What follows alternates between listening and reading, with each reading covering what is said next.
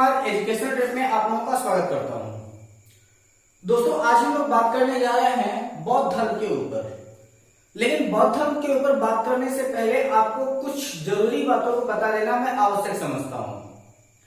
कल से जिस टॉपिक के बारे में हम लोग बात करना प्रारंभ करेंगे उससे रिलेटेड एक महत्वपूर्ण सूचना आपके लिए है कि कल से जैसे ही हमारी वीडियो शुरू होगी उस वीडियो के ठीक पहले आपको स्क्रीन पर 10 प्रश्न दिखाई देंगे।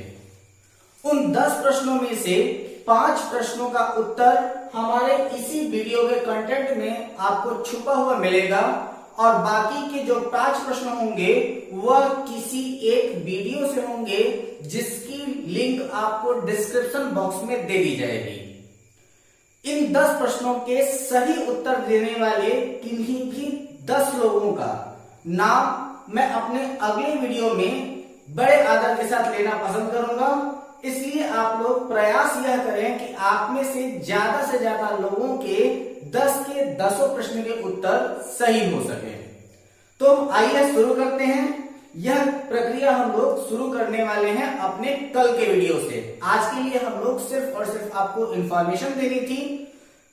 फिर से आप लोग ध्यान दे लें कि इनमें से जो आपके 10 प्रश्न होंगे उन 10 प्रश्नों में से 5 प्रश्न उसी दिन के उसी टॉपिक से होंगे और 5 प्रश्न जो होंगे वो किसी अन्य वीडियो के होंगे जिसका लिंक आपको डिस्क्रिप्शन बॉक्स में दिया जाएगा।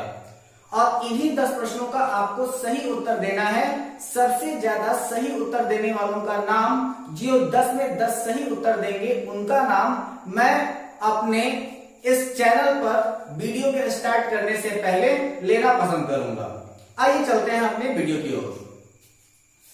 सबसे पहले हम लोग बात करते हैं आपके बौद्ध धर्म के बारे में। तो आपका यह जो आपका बौद्ध धर्म है इसका भी उदय जैन धर्म की तरह एक राज परिवार से हुआ है।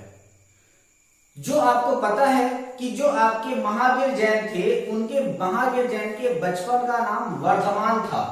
उसी प्रकार से जो आपके गौतम बुद्ध थे उनके बचपन का नाम सिद्धार्थ था।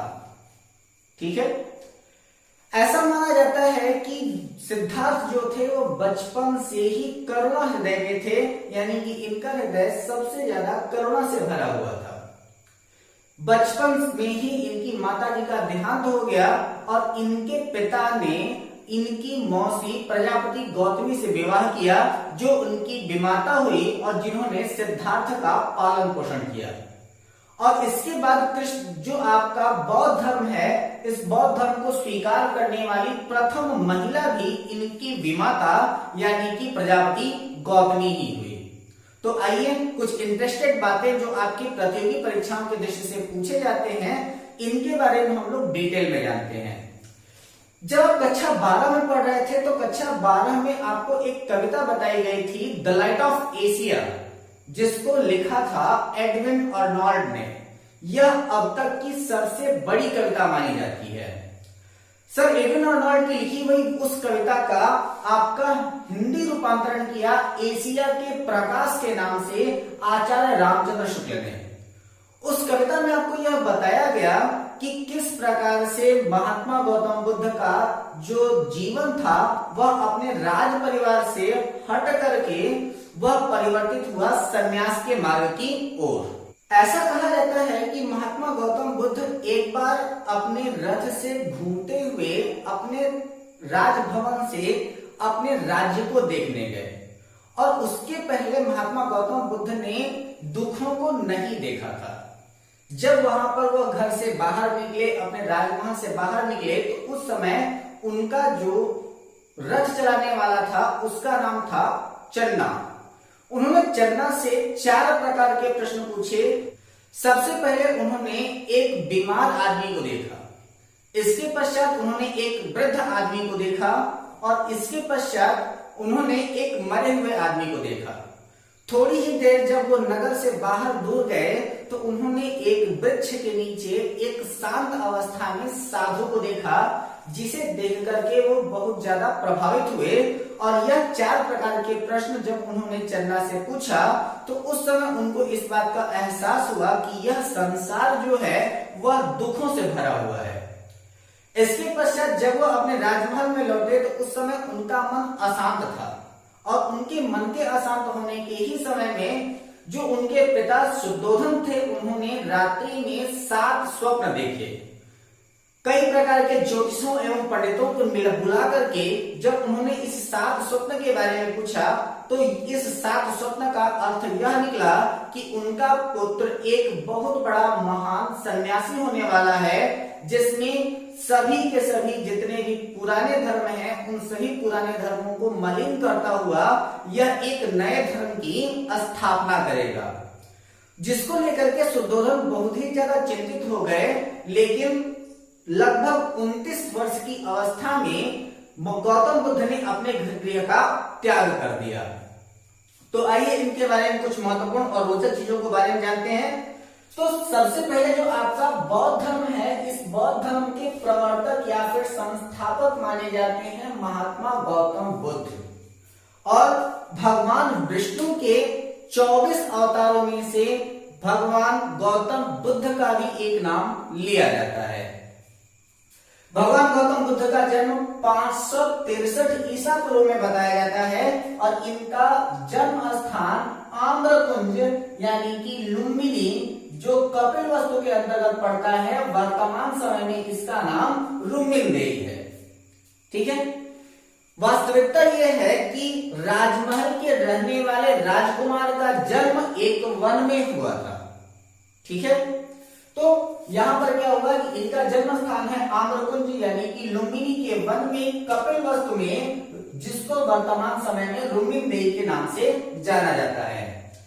इनकी माता का नाम महामाया था, और बचपन में ही इनकी माता का देहांत हो गया, जिसके बाद इनके पिता शुद्धोधन ने विवाह किया इनकी मौसी प्रजापति गौतमी से, जो इनकी विमाता हुई, जिन्होंने गौतम बुद्ध का पालन पोषण किया। गौतम बुद्ध की पत्नी का जो नाम था वह था यशोधरा, जो कि लिच्छवी की राजकुमारी थी।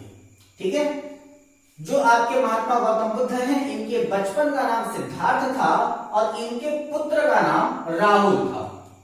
यह शाक्त क्षत्रिय कुल में जन्म लिए थे, और यह लगभग 483 ईसा पूर्व में इनकी मृत्यु बताई जाती है, जब इनकी अवस्था 80 वर्ष की थी। तो 80 वर्ष की अवस्था में ही इनकी मृत्यु हुई थी। इनकी मृत्यु का स्थान जो है वो आपका कुशीनगर है, जो वर्तमान समय में भी कुशीनगर के ही नाम से जाना जाता है। गृह त्याग करने के बाद इन्होंने सबसे पहले दर्शन पढ़ा, और वह दर्शन था आपका सांख्य दर्शन, और यह सांख्य दर्शन इनको पढ़ाया इनके गुरु अलार कलाम ने। इसके पश्चात इन्होंने अपनी आगे की जो से शिक्षा है वह आपके रुद्रक रामपुर से ग्रहण किया। तो यहाँ पर यह बताया जाता है कि जो आपके सिद्धार्थ हैं या फिर महात्मा गौतम बुद्ध हैं, इनके 2 गुरु बताए जाते हैं। एक आपके अलार कलाम बताए जाते हैं और दूसरे आपके रुद्रक रामपुर बताए जाते हैं। ठीक है, महात्मा गौतम बुद्ध ने 29 वर्ष की अवस्था में गृह त्याग किया था, और बौद्ध धर्म में इस घटना को महाविनिष्क्रमण के नाम से जाना जाता है। इस महाविनिष्क्रमण शब्द का प्रयोग सबसे पहले किया गया, और वह सबसे पहले किया गया कहां पर? आपके विनय पिटक के अंतर्गत किया गया, जिसमें बौद्ध भिक्षुओं के आचरण के बारे में बताया गया है। ठीक है, तो यहां पर सबसे पहले कहां किया गया? तो जो आपका महाविनिष्क्रमण शब्द का प्रयोग है वह कहां किया गया है? वह किया गया है आपके विनय पिटक के अंतर्गत, जिसकी सही प्रकार से व्याख्या वही की गई जहां पर सबसे पहले 16 महाजनपदों का व्याख्यान मिला, जिसे अंगुत्तर निकाय के नाम से जाना जाता है। ठीक है, तो महाविनिष्क्रमण की व्याख्या कहां है? तो महाविनिष्क्रमण की व्याख्या हुई है कहां पर? अंगुत्तर निकाय के अंतर्गत। महात्मा गौतम बुद्ध को गया के पास में निरंजना नदी के तट पर पीपल के वृक्ष के नीचे वैशाख पूर्णिमा के दिन ज्ञान प्राप्त हुआ था। बहुत ही ज्यादा महत्वपूर्ण प्रश्न है कि सबसे पहले पूछा गया है कि महात्मा गौतम बुद्ध को ज्ञान कहां प्राप्त हुआ? तो गया में ज्ञान प्राप्त हुआ। किस नदी के किनारे ज्ञान प्राप्त हुआ? तो निरंजना नदी के तट पर उनको ज्ञान प्राप्त हुआ। किस वृक्ष के नीचे ज्ञान प्राप्त हुआ? तो पीपल के वृक्ष के नीचे ज्ञान प्राप्त हुआ। किस दिन ज्ञान प्राप्त हुआ? तो यह वैशाख पूर्णिमा के दिन इनको ज्ञान प्राप्त हुआ था। यानी कि महात्मा गौतम बुद्ध को गया के पास निरंजना नदी के तट पर पीपल के वृक्ष के नीचे वैशाख पूर्णिमा के दिन ज्ञान प्राप्त हुआ। ठीक है। ज्ञान प्राप्ति के पश्चात इन्होंने अपना प्रथम उपदेश सारनाथ के मृगदाव नामक स्थान पर उन्हीं ब्राह्मणों को दिया जिनका साथ उन्होंने उरुवेला में छोड़ दिया था। ठीक है। तो यह प्रश्न कई बार पूछा गया है कि महात्मा गौतम बुद्ध ने अपना प्रथम उपदेश कहां पर दिया है? तो महात्मा गौतम बुद्ध का प्रथम उपदेश जो है वो कहां पर है? सारनाथ के मृगदाव में है। ठीक है। तो सारनाथ के मृगदाव में उन्होंने अपना सबसे पहला उपदेश दिया और उन्होंने अपना पहला उपदेश उन्हीं ब्राह्मणों को दिया जिसका साथ उन्होंने उरुवेला में छोड़ दिया था। ठीक है। तो बात ये कही जाती है कि जिस समय महात्मा गौतम बुद्ध अपने गृह को त्याग किए थे तो उनके गृह को त्याग करने के पश्चात उन्होंने सन्यासी का आचरण बिताने का संकल्प लिया था।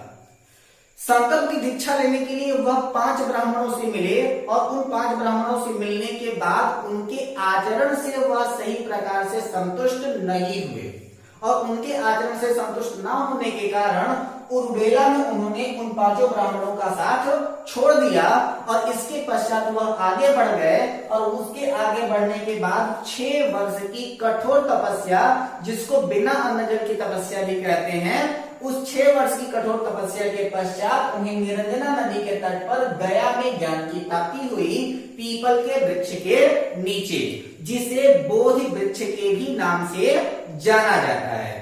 ठीक है। जो आपका सारनाथ है, इस सारनाथ का प्राचीन नाम जो है वो आपका ऋषिपत्तन है। ठीक है। यह कई बार पूछा गया प्रश्न है कि सारनाथ का प्राचीन नाम क्या है? तो सारनाथ का प्राचीन नाम है ऋषिपत्तन। इसके पश्चात बात आती है कि महात्मा गौतम बुद्ध ने किस भाषा में उपदेश दिया था? तो उन्होंने पाली भाषा में अपना उपदेश दिया था। ठीक है। तो महात्मा गौतम बुद्ध ने किस भाषा में उपदेश दिया? तो महात्मा गौतम बुद्ध ने अपना प्रथम उपदेश जो था वह पाली भाषा में दिया, जो आपके प्राकृत संस्कृत का विशुद्ध रूप है।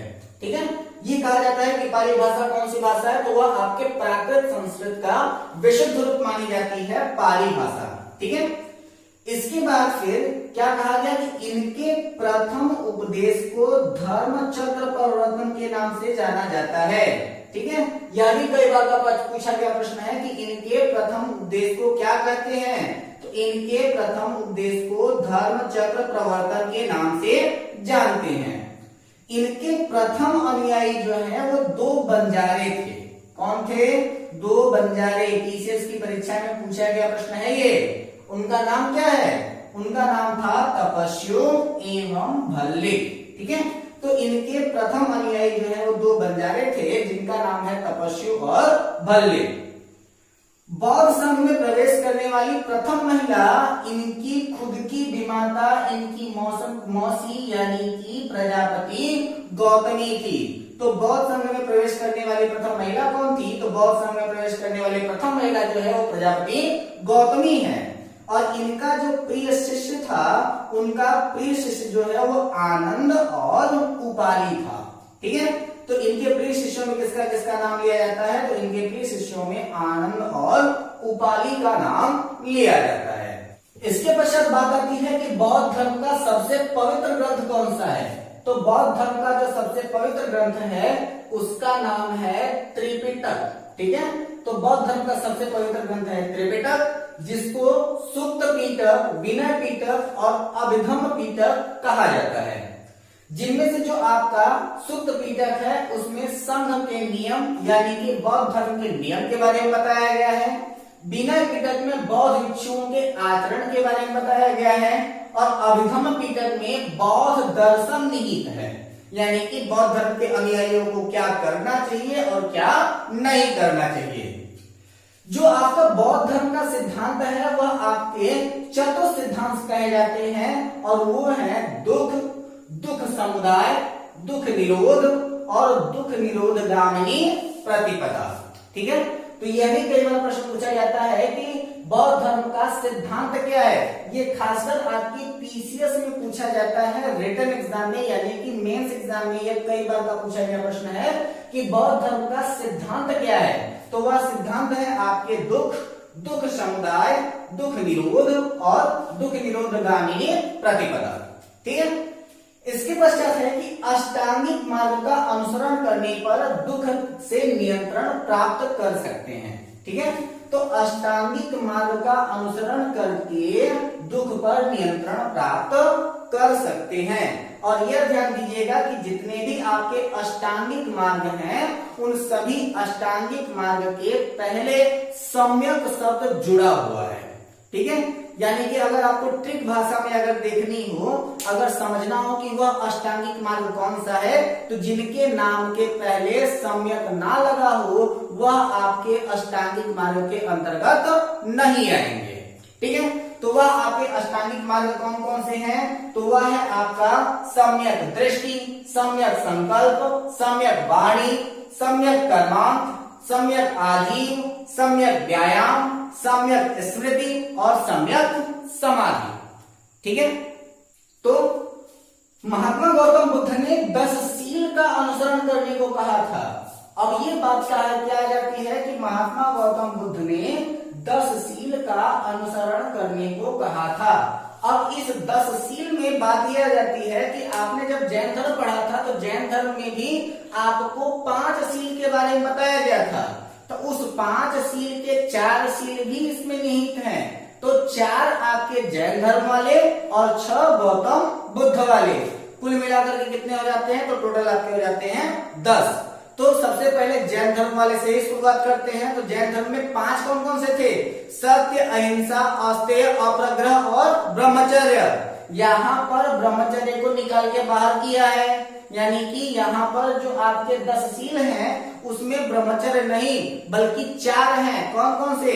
सत्य, अहिंसा, अस्तेय और अपरिग्रह यानी कि सत्य वचन। इसके बाद फिर अहिंसा यानी कि दूसरों को कष्ट न देना, अस्तेय मतलब चोरी न करना, अपरिग्रह यानी कि इच्छा से अधिक वस्तु का दान न लेना या फिर धन का संचय न करना। ठीक है, इसके पश्चात आता है मद्य सेवन न करना। मद्य सेवन न करना का मतलब कि जितने भी मांस वगैरह की चीजें हैं और जो आपकी शराब की चीजें हैं, तो मद्य, मांस, मदिराक्षी इन सभी चीजों से दूर रहने के लिए कहा गया है। ठीक है, तो शाकाहारी जीवन बिताना चाहिए और मदिरापान नहीं करना चाहिए, मद्य का सेवन नहीं करना चाहिए। इसके पश्चात असमय भोजन से बचना चाहिए, यानी कि आदमी को समय पर भोजन करना चाहिए, असमय भोजन नहीं करना चाहिए। इसके पश्चात क्या होता है कि अब क्या हो गया? आपका मद्य हो गया 5वां, असमय भोजन नहीं करना चाहिए होता है कौन सा आपका? 6वां। 7वां क्या है? तो 7वां है आपका सुखपद बिस्तर पर न सोना, यानी कि आरामदायक बिस्तर पर नहीं सोना चाहिए। ये क्या हो गया आपका? 7वां हो गया। 8वां क्या है? धन का संचय न करना। ठीक है, तो आदमी को धन का संचय नहीं करना चाहिए। इसके बाद फिर 9वां क्या है? स्त्रियों से दूर रहना। ठीक है, यानी कि स्त्रियों के संसर्ग में नहीं रहना चाहिए। 10वां क्या है? 10वां है नृत्य ज्ञान से दूर रहना, यानी कि नृत्य और गान से मनुष्य को दूर रहना चाहिए। यानी कि अगर यह 10 सील का अनुसरण करें तो दुख पर नियंत्रण आसानी से किया जा सकता है अष्टांगिक मार्ग का अनुसरण करके। बौद्ध भिक्षु नागसेन और यवन शासक मेनांडर, इसी मेनांडर को कहीं कहीं पर मिलिंद के भी नाम से जाना जाता है, जिसके नाम से मिलिंद पन्हो लिखी गई है। ठीक है, तो बौद्ध भिक्षु नागसेन और यवन शासक मेनांडर के बीच की जो वार्तालाप है उसकी जानकारी कहां पर मिलती है? तो उसकी जानकारी मिलती है मिलिंद पन्हो से। ठीक है, बौद्ध के पूर्व जन्मों की कथा जो है वो आपके जातक कथा में मिलती है, और यह ऐसा भी कहा जाता है कि जो महात्मा गौतम बुद्ध हैं, इनके पूर्व जन्म जो हैं वह आपके समाज को सुधारने के लिए इनके और सारे भी जन्म हो चुके थे, और अभी भी महात्मा गौतम बुद्ध के 2 अवतार होने शेष बचे हैं। यानी कि महात्मा गौतम बुद्ध के पश्चात भी इनके 2 और अवतार होंगे। लाइट ऑफ एशिया, जिसके राइटर एडविन अर्नोल्ड है, उसका हिंदी में अनुवाद किया है आचार्य रामचंद्र शुक्ल ने। और आचार्य रामचंद्र शुक्ल ने जब इसका हिंदी में अनुवाद किया तो उस समय उसका शीर्षक रखा गया एशिया का प्रकाश, यानी कि लाइट ऑफ एशिया, एशिया का प्रकाश। जो आपके बौद्ध धर्म है, उस बौद्ध धर्म से संबंधित 4 महासभाएं हुई हैं, और उन 4 महासभाओं से बार बार प्रश्न पूछा जाता है, जिसको हम लोग बौद्ध संगति के भी नाम से जानते हैं। तो सबसे पहले प्रथम बौद्ध संगति हुई 483 ईसा पूर्व में, स्थान था राजगृह, उसके अध्यक्ष थे महाकश्यप, शासन काल था अजातशत्रु का, और उस समय में सुक्त पीटक एवं विनय पीटक की रचना की गई थी। ठीक है, ध्यान दीजिएगा इन सारी चीजों को, बिल्कुल करेक्ट चीजें हैं, इनसे प्रश्न पूछा जाता है, और इसको बिल्कुल भी आप लोग मिस नहीं करेंगे, इसको बिल्कुल याद रखेंगे कि प्रथम बौद्ध संगति जो है वो उसका समय क्या था, 483 ईसा पूर्व में, स्थान था राजगृह, अध्यक्ष थे महाकश्यप, शासन काल था अजातशत्रु का, और उस समय में सुक्त पीटक एवं विनय पीटक की रचना की गई थी। द्वितीय जो आपकी बौद्ध संगति है वो 383 ईसा पूर्व में की गई वैशाली में, और उसके अध्यक्ष थे सबाकामी, और शासन काल था कालाशोक का, और उस समय में यह 2 विचारधाराओं में, यानी कि बौद्ध धर्म 2 विचारधाराओं में बट गया, जिसे स्ववीर और महासंदिग्ध के ही नाम से जानते हैं। ठीक है, कई जगहों पर आपको स्ववीर की जगह पर सुवीर भी दिखाई देगा। ठीक है, तो यह जो थे वो आपके 2 विचारधाराओं में बटे, जिसको हम लोग स्ववीर और महासंदिग्ध के नाम से जानते हैं। तृतीय बौद्ध संगति जो हुई है वो 255 ईसा पूर्व में हुई है, और जगह था आपका पाटलिपुत्र, और उसके अध्यक्ष थे आपके मोगालिपुत्र तिस। और ये नाम थोड़ा सा डिफिकल्ट है, इसको याद करने में कठिनाई होगी। क्या है मोगालिपुत्र तिस? तो इसको हम लोग ऐसा कर दें कि मोगलीपुत्र तिस, तो मोगली से याद हो जाएगा ना, कि मोगली का मतलब मुगली था। ठीक है, तो ये आपके क्या थे, मोगलीपुत्र तिस थे। समय था आपके अशोक का, और उसी समय में अभिगम पीटक की रचना की गई थी। ठीक है, इसके बाद चौथी बौद्ध संगति हुई 1वीं शताब्दी में, और वह हुई थी कुंडलवन में। कुंडलवन प्रेजेंट टाइम में आपका कहां पड़ता है, तो जम्मू एंड लद्दाख में पड़ता है, जिसको जम्मू एंड कश्मीर भी कहते थे पहले। इसकी अध्यक्षता की थी वसुमित्र और अश्वघोष ने। तो जिस समय में वसुमित्र इसके अध्यक्ष थे, अश्वघोष उसके उपाध्यक्ष थे, लेकिन बौद्ध संगति के दौरान ही ऐसा कहा जाता है कि वसुमित्र की डेथ हो गई थी, मृत्यु हो गई थी, और उसके पश्चात अश्वघोष जो थे वह आपके अध्यक्ष बने। शासन काल था कनिष्क का, और उस समय में जो आपका बौद्ध धर्म था वह 2 संप्रदायों में बट गया, जिसे हीनयान और महायान के नाम से जाना जाता है। तो अब हम देख रहे हैं, जिसके बारे में हमने यहाँ बात किया अष्टांगिक मार्ग की, तो वह अष्टांगिक मार्ग कौन कौन से हैं, तो ये देख लीजिएगा, सम्यक दृष्टि, सम्यक संकल्प, सम्यक वाणी, सम्यक कर्मार्थ, सम्यक आजीव, सम्यक व्यायाम, सम्यक स्मृति और सम्यक समाधि। इसके बाद फिर आपके 10 C के बारे में मैंने बताया, कौन कौन से थे आपके, सत्य, अहिंसा, अस्तेय, अपरिग्रह, मद्य का सेवन न करना, असमय भोजन न करना, सुखपद बिस्तर पर न सोना, धन संचय न करना, स्त्रियों से दूर रहना, और नृत्य गान आदि से दूर रहना। यह आपके 10 C के अंतर्गत आते हैं। दोस्तों, हम आशा करते हैं आपको हमारी यह वीडियो पसंद आई होगी। अगर आपको हमारी यह वीडियो पसंद आई हो तो हमारी इस वीडियो को लाइक करें, अपनी राय हमारे कमेंट बॉक्स में दें। अब तक भी अगर आपने हमारे इस चैनल को सब्सक्राइब ना किया हो तो प्लीज हमारे इस चैनल को सब्सक्राइब करें, तथा बेल आइकन जरूर दबा दें, ताकि हमारे हर एक वीडियो की नोटिफिकेशन आपको सबसे पहले मिलती रहे। हमारे इस वीडियो को ज्यादा से ज्यादा लोगों को शेयर करें ताकि घर पे बैठ करके लोग ज्यादा से ज्यादा इस अवसर का लाभ उठा सकें। अगले वीडियो से आप लोग उन 10 प्रश्नों के उत्तर देने के लिए बिल्कुल तैयार रहें, घर पे रहें, हंसते रहें, मुस्कुराते रहें, अपना और अपनों का ख्याल रखें, पढ़ते भी रहें, क्योंकि पढ़ाई अगर छूटी तो आपका बहुत कुछ छूट सकता है। इसलिए अपनों के साथ साथ अपनी शिक्षा का भी ख्याल रखें, अपनी पढ़ाई का भी ख्याल रखें। मिलते हैं अपने अगले वीडियो में एक नए टॉपिक के साथ, तब तक के लिए धन्यवाद।